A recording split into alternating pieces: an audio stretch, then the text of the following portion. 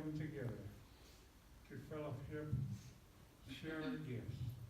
Let me thank you again, Almighty God, who you are. Though we walk through the valley of the shadow of death, I did not. And you were there, and you're here today. Praise your holy name. Amen. Where did I go? To Richmond, California. And by that time, if you got out of 8th grade, you didn't have money to buy books, you were ready to go to work, and I'm going to work. So yeah, now I'm 15, and they end up out in Richmond, California, and they said, well, come on out, and we'll give you a job and find you a place to live. So I came out there, got out, and I went up to get the job, and they said, well, you know, you're 15, and we get hired. So we was out in a trailer house at the edge of town. There's a preacher out there, and for the folks to get through. And that thing kicked back on me. Okay, so look at here. So Dad, so that brings you right up to the Richmond, right? Yes. Now I want to hear Uncle Raleigh's perspective of what happened when my dad came on the scene. Because Raleigh was the old boy's son that had worked for my dad. Well, Les is my older brother, and we met. I was about 12, Les was about 14, and they wouldn't give Les a job in the shipyard because he wasn't 16. They came to my dad because they had promised him a place to live and a job. And the guy told him, he said, I can't give you a place to live because they're giving them all out. But he says, if you'll go see this old preacher out on the edge of Richmond, he might have a place to fix you up where you can live. He's got some apartments out there and trailers and things. So they came out, and Dad told him, I've got a place for you where you can live. And they looked over at Les, and he said, well, what are you going to do? Les told him he couldn't work in the shipyard. Les was big enough. He's a big, strong kid. And but the guy wouldn't give him a job because he would get fired if he hired anybody under 16. That was the drop-off point. So Dad looked at Les and says, what are you going to do? And Les said, well, I don't know. I'm out of school. He said, well, you come with me. You see, God knew that inside of Les was a spirit of building. If he could see something and had it conceived in his mind, he could put it together. He could build it. Yes. I'm reminded one time when Les' son-in-law was trying to put on a trophy room on his house, and he went down to the county to get a permit, and the guy looked at his plans and says, I can't give you a permit to do this because this is too complicated. You'll never be able to do it. He said, who's your contractor on this? He said, well, it's my father-in-law, is Les Adcock. He said, well, why didn't you tell me that? Here's your permit. Les Adcock, he can build anything. That was the end. Well, God saw that in him as a 14-year-old kid, even before that. Wow. And he took him from way out in Missouri Hills and brought him up to Richmond, California, and brought him to the doorstep of R.E. Griffith. Some of you are related to that guy. He was my dad. But in Dad's heart was a guy that loved to build, and he loved to build in stone. Now, Les didn't have any idea that he liked to build in stone. God brought two men together. One was in his 40s, one was in his young teens. And you know the rest of the story. Because it wasn't long until the student, Les Adcock, became a teacher. Now sound off. Yeah. Okay. I have three older sisters, and I think that my dad was trying to line up this young man for my three 3 older sisters. I thought, well, no way. Come on, here it comes. My dad used to tell a story. Berta didn't want him, and Betty didn't want him, and Ann didn't. And then along comes Kay. And I really, you give me a microphone and I don't even know who I am. I have plenty to say while Les is talking. Plenty to say. I want to make the corrections for him. The story really should be told. And then you give me this silly microphone and it's like everything just goes away.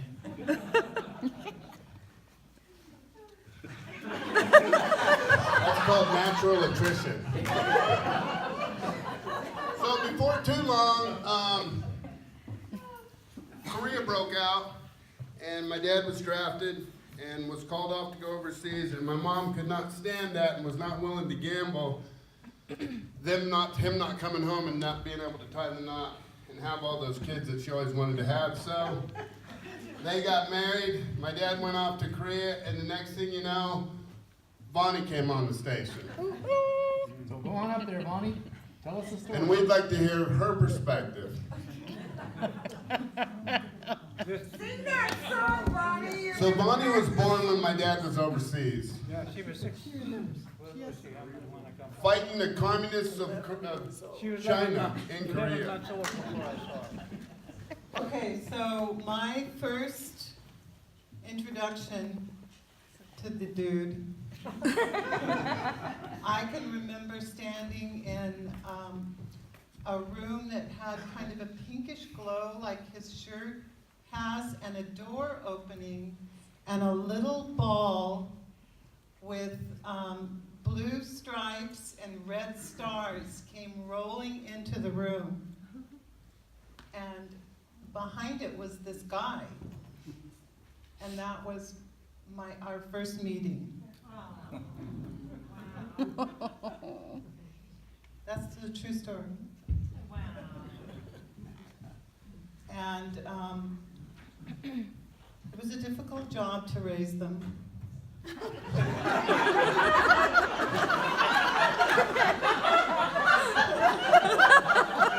stepped up. I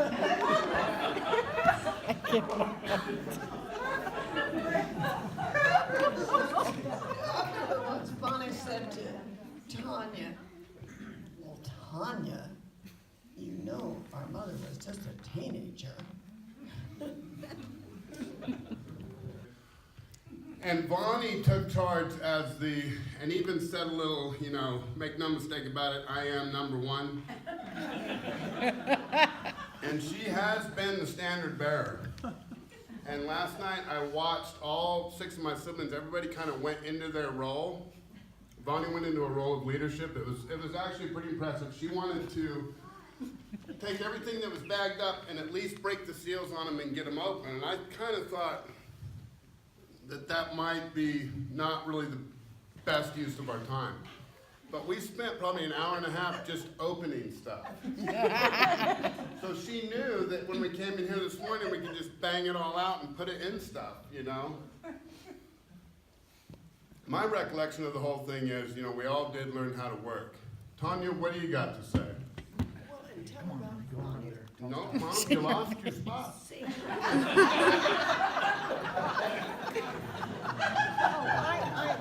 We'll give her a chance for that later. Number 2 girl. I will have to say that obviously Mother was the smartest of those dopey girls that they thought, Grandpa was gonna set them up with our father. And Mom wasn't gonna have anything to do with that. So she obviously was the smartest one. Tanya, what was your perspective rolling into the Adcock family? And then raising, What helping about, her. you could What talk about about when- some of your haircuts. when you guys helped, Pair of you helped to raise scissors. the boys, what was your initial thought related to raising the boys? Oh, that was way further Well, down. I don't know, there's so many memories that go through your head when you have five You don't have siblings. that mic in your hand. And, yeah, and your parents, you know, you've all had all these years together. You go in the kitchen and you're grown up and you have kids and you have grandkids and you have parents but you turn into the same little kids that you were in the kitchen at home, except the three brothers, they weren't as hungry as they were when we were little. Yeah, anyway, I don't know. I'm so glad everybody's here. I really appreciate everybody. I know everybody came a long way and made a big effort to get here, and we really thank you, and it's so much appreciated, and we love our dad, and we want to honor him. He has been one amazing warrior. We watched him. Yeah.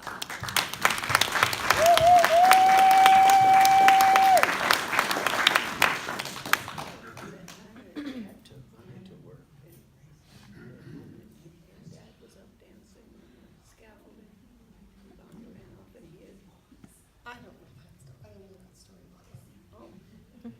I had another story that just came and went. Anyway. Yeah. Tim? So 2 years later, so it's a 2-year thing. Every 2 years they like to have kids. 2 years later, Shelley came rolling on the scene. And that's when things really begin to ramp up. Oh my gosh. I do know about this mic thing. I remember at my job when they gave me when I had to talk on the radio. It was terrifying. But I'm over it. So what do you want to talk about? I was reflecting on, I was really scared what was I going to say, but everybody else was too. But I had some wonderful road trips with my dad over the years, and we had a marvelous time. I remember going to finally go to Washington, D.C. with him, and he got to be honored as a Korean vet, you know, the forgotten soldiers. Wow. And my three sons met us over there, and we left Mom at home. It was probably a good thing, because we got on the, if you've ever been to Washington, D.C., the roads are just crazy. And we were trying to follow, probably before GPS, I don't know. But anyway, I don't remember having one. And we just kept getting on this road, it's K, we're back to K, we're back to K. And we're like, where? And then we would need to get back on K, and we're like, what happened to K? And I go, or he says, what happened to K? And I said, we left her at home because she couldn't have handled this. And because if you've ever ridden with Mom, it's a thrill. She doesn't do edges, she doesn't do rain, and if there's any clouds in the sky, it's a white knuckle ride. Anyway, but they honored Dad, and we got to go and see the Veterans Wall, the Vietnam Wall and the Korean Wall, and they have soldiers there that he was a medic, and it was really an honorable time. And we learned the high five on our road trips. Remember that, Dad? Mm-hmm. The high five? Oh, yeah. You want to tell about the high five? Anyway, we were having a discussion. It's your story. No. So anyway, the high five was, we were, you know how you get on road trips, everything gets really deep, and you really find out who you are and what you're made of, and, well, you know, obviously, man, female, we were having this argument, and it was, we were saying the same thing, but he couldn't hear me, and I couldn't hear him, and we weren't moving on, and I finally went, Dad, high five, we're saying the same thing. And so he's like, oh yeah, high five. And so that's really got us through several, probably for the next 10 years, we would just look at each other and go, oh, High five! Took about an 8-year break this time instead of 2 years. And bless Shelley's heart, she led the way, and she kind of, well, she really put up some buffers that I would benefit from later. But anyway, so after Shelley, there was that little pause there, and then they had twins, Chris and Steve, and actually Steve's oldest, 7 by 7 minutes. I'll take it. Steve Adcock. So, Dad, my brother and I, we were the good kids. We gave them a break, gave them a little rest. They could relax a little bit, and until our younger brother came along. But anyway, I do remember we spent a lot of time running around the fields in Citrus Heights, and one particular story I remember, my brother and I had some new bicycles, and Dad was working in Folsom. And we got up one Saturday morning and decided to go to work with Dad. And so we rode our bicycles down Greenback Lane. We stopped off at the Luter's house and stopped by to see Steve, and Melda came out and said, "Well, where's your mother?" And we said, "Well, she's not here." And so she went in to make a phone call, and we got out of there. That might have caused a little bit of angst, but I think we were okay. Anyway, going on, I do remember Dad was always very supportive, and he never missed a practice or an event, and I really appreciate it. And Dad, he's got this saying now, it's kind of funny. What you see, you soon will be. Which is really terrifying right now.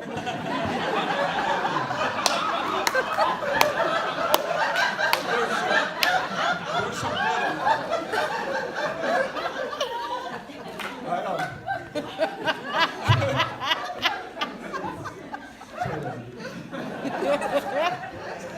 in I do warn my daughter about that right now.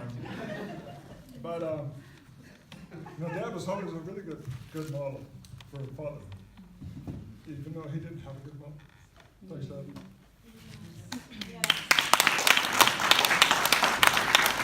Well, interruption from Tim. So, I'm the second born, 7 minutes later. Steve is the wordsmith guy of the two of us. Tim's number one. And I really appreciate your dad. I really appreciate your mom. One time we went on this trip. We were camping for 2 or 3. We were already camping at home. We went on a camping trip someplace else. We had a beautiful basement bedroom downstairs, dirt floor with carpet on top. So looking forward to come back to our dirt floor bedroom. We got home and Mom had kicked us out to the deck. It was so disturbing. But it turned out really good. We got the floor done. Oh, while we were gone, we got the floor done. She got the floor done, and we just had to wait for some final stuff to be done before we could move downstairs. Really appreciate that, Mom. Dad is always a really good role model. He taught us how to work. I don't think any of us ever had a problem getting a job or keeping a job. I got to pass that on to my kids, and my kids saw that in you, and they don't have a problem getting a job now either. That's deluxe. What does this shirt mean? Oh, the shirt is my grandkids. Way better than kid, probably, right, Dad? Yeah, grandkid better than kids. Anyway, they couldn't be here, so I brought them on my chest. So I got Tim. Tim is final. All right, so in the year of our Lord, 1968, I came along. And my earliest memories are maybe a little bit of Mariposa, but mostly it was that move from Mariposa up here. So it was this pilgrimage that we went on in 1975. I was about 5, 6, maybe it was 74, I don't know. But I remember coming up here, and it was almost like we were doing this covered wagon move. And I can remember sitting in the back of that 66 Dodge truck on top of the spare tire with a couple of cats in some cages, and coming up here with the final bit of our belongings that we were putting in a storage unit out off of Auburn. Bob Smith had a storage unit that he let us use out off of Auburn. Thinking of things to say, you know, I thought that I would talk to my perspective of growing up in that house out on Bow Road. You know, it was bizarre. It was totally different than anything else, but us kids didn't know it. We didn't even know it. We didn't know we were living on a dirt floor and that was different. We didn't know that that not having power or running water was different. And we did that for a while. Every now and then we'd have friends over and we would learn how different it was. But that's the way we grew up there. You know, my dad got it done as he had time to get it done. And he worked on this church as he had time to get it done. And, you know, that's kind of the way it was. But I don't remember any bizarre, crazy turbulence in our home.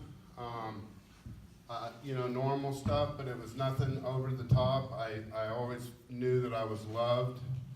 I always had everything I needed.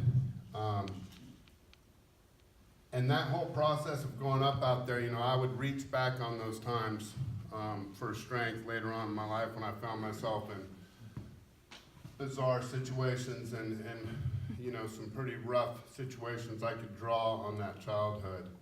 I can remember all of us kids loading up in the truck, and my mom and with big long 2x12 planks that we would lay and throw down over the blackberry vines and walk out and pick blackberries all day. You know, that was the childhood I remember. My dad never missed a match, and I traveled and wrestled and went all over the country. I went one time to Indianapolis, and that was the one match that he didn't make. Oh, there was another one down in the Bay Area that he didn't make, and that was one I got knocked out on and took an ambulance ride, and my mom didn't want to spend the money on the ambulance ride, and the paramedic asked me what day of the month it was, and she looked at him and said, "Now that boy never knew what day of the month it was." Didn't have nothing to do with bumping his head. A family like that, it was, you know, it let me know that there was something bigger than me. And for a guy like me, I needed to have that reminder. Yeah. So, Dad, is there anything else you want to say? I would want you to give you a rendition of the bullet holes in the wall. Back in the day, you used to be able to buy weapons through the newspaper. And we would I would always be looking in the classified, and somebody was always selling something, and I would trade or always looking to buy a new gun. And I had bought it was a Remington 870, so it was a pump shotgun and very distinct action. And I had that down, and we were kind of camping out there, and and I was reading a lot of Western books, and I was really out there. And Louis L'Amour style? Yeah, I mean, we were out there, quite a ways, and, I could be the defense for the home. So I was down there in the basement, and I had this shotgun that I had jammed full of shells, but I didn't have one in the chamber. And I had gone down there and gone to bed, and unbeknownst to me, there was a conversation taking place between my mom and my dad, and my mom was real concerned that I had that shotgun down there, and it was probably loaded, and what did he even need to have it down there for anyway, and all that, unless would you just go down there and get it. And you were 12? Probably younger than that. So, finally, there was some back and forth, and finally he kind of poo-pooing her went downstairs to grab it and, let me just handle this. So he went down, and by then I was asleep, and... Hey, but, Tim, you was in high school. Because I was Becky's. Yeah, I might have been in high school. I don't know. He doesn't know dates. Yeah. Anyway, Probably too young to be rolling around with a loaded 12 gauge yeah. at my bedside. He was protecting himself. So he came down there and jacked it open, and I could hear. And I was asleep, but I heard that slide opening in my sleep, and I knew that what he was going to do is in the dark, he was going to open that, and he was going to stick his finger in there, and he was going to feel that there was no shell in there, and he was going to slam it home forward. And then he was not going to leave that spring on a loaded spring, so he was going to dry fire it. And I knew this all as I was trying to wake up. Because with an 870, when you open it up and you stick your finger in there, there's nothing to feel until you start moving that slide forward, and it picks it up from the bottom and it loads the shell. So I knew that he had just loaded a shell in this when I heard the slide go forward, and I was trying with everything to get my eyes open and get my brain wrapped around the words, no! And right about then, in the dark, I saw that stab of muzzle blast come out of there, about 3 foot of fire. In a small enclosed area, a gunshot's a loud thing, especially in 12 gauge, plus the fire, plus the fact that I was still trying to wake up. And he looked around at me, and I flipped the light on, and he said, well, I guess that thing was loaded. And it went up, and I had a speaker wired up in the corner, and that speaker had caught every bit of that buckshot and blew it off the wall and blew a hole in the wall. Of course, the rock stopped it, but blew all the sheetrock gone, and it's still there today.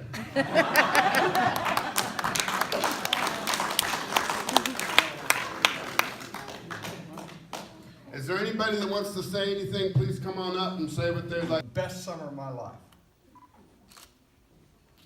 Who are you? Go ahead, Gerald. I'm just kind of... I'm standing behind you on purpose. Okay. I can, to this day, his rock work stands out to me in a way that was part of my formative years. I was so privileged to live in that same camper at the back of, that was my bedroom. Yeah, Sacramento. August. No electricity. But after you've worked out in the sun on rock all day, it was one cool place. And all I had to do was lay flat.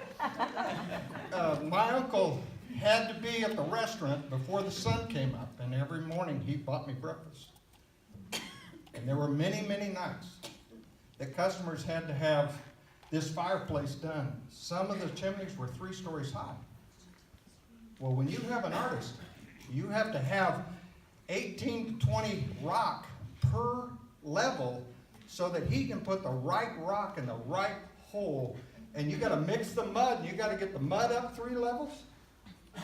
And I worked with this workhorse. You weighed about 70 pounds. I weighed less than the concrete did that I was carrying. And it was absolutely the greatest summer of my life. Now, Tim, you were a toddler. I don't know. How old was Tim? He was the baby. He still is the baby.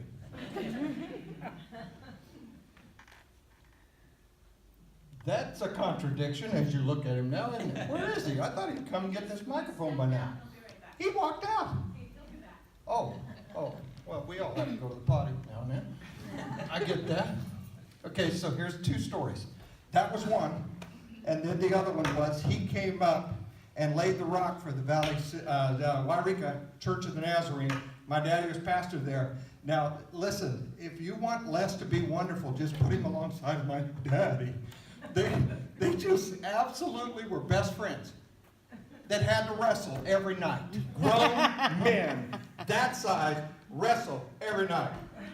And seared in my memory, guys, if you've never heard this story, this is the greatest story. This will send you to bed laughing tonight, okay? They come home from work, 12 hours at the church, and they end up in the front yard of the parsonage wrestling. And when my dad and my uncle wrestled, it was like till death do us part. Okay? Just absolutely insane. Well, my mother, a brilliant woman, but had moments of very poor judgment, thought that the way that she would calm these two horses down was just to go turn on the hose and just soak them both.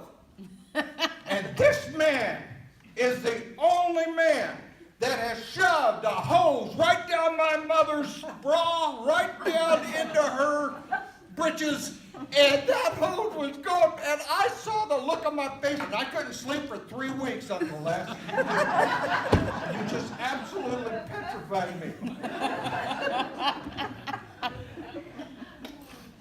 I told that story.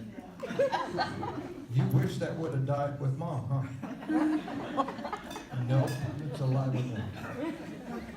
This man, I'm speaking for every cousin here. Every cousin.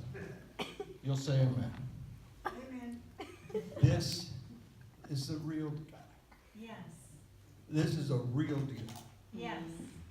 They don't come any better No. than my Uncle Les. Yes. Right here. Yes.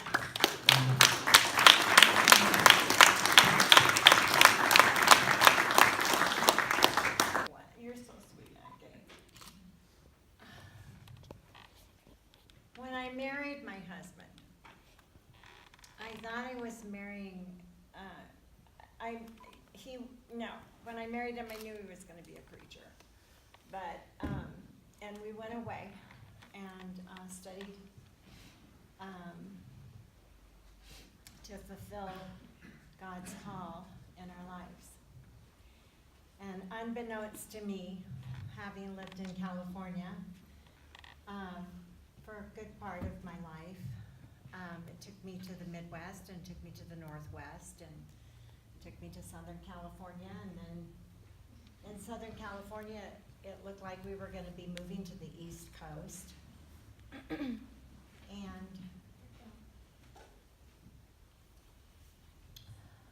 one day, we got a call on our home phone, and the district superintendent of the Sacramento district was calling us to come to Arden Nazarene. And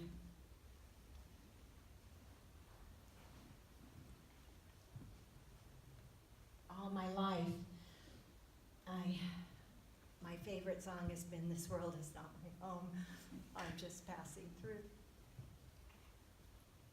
And when we accepted the call to Arden Sacramento Nazarene, every Sunday as their pastor's wife,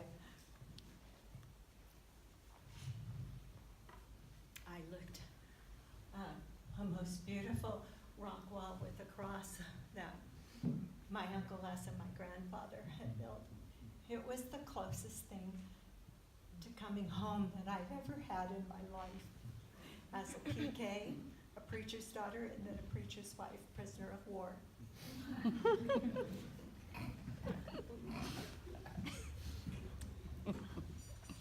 I don't know that I've ever told you thank you, Uncle Les, for just your life, your love for my Aunt Kay, your love for your daughters, your love for your sons. I'm really blessed to be your niece. Always. I love you dearly. That's my fabulous Uncle Les story. I'm the seventh child. Really, I'm the fourth daughter. They forgot. So I would spend every Christmas holiday, Easter was every Easter vacation. I would come and we'd go to Sunday school together, and I remember getting in a truck and we would sing all the way to church, all these old church songs. And Uncle Les would lead it, and Aunt Kay, to add to it, she would always, when she had 3 daughters to sew for, she sewed a 4th dress for me every year also for Easter. So we'd all go in our little matching Easter outfits. We were so cute. But one of my favorite things about Uncle Les is he used to take us drunk driving. So you probably don't know what that means, but he'd get the old truck and he'd go out in the orchard and he'd drive that truck.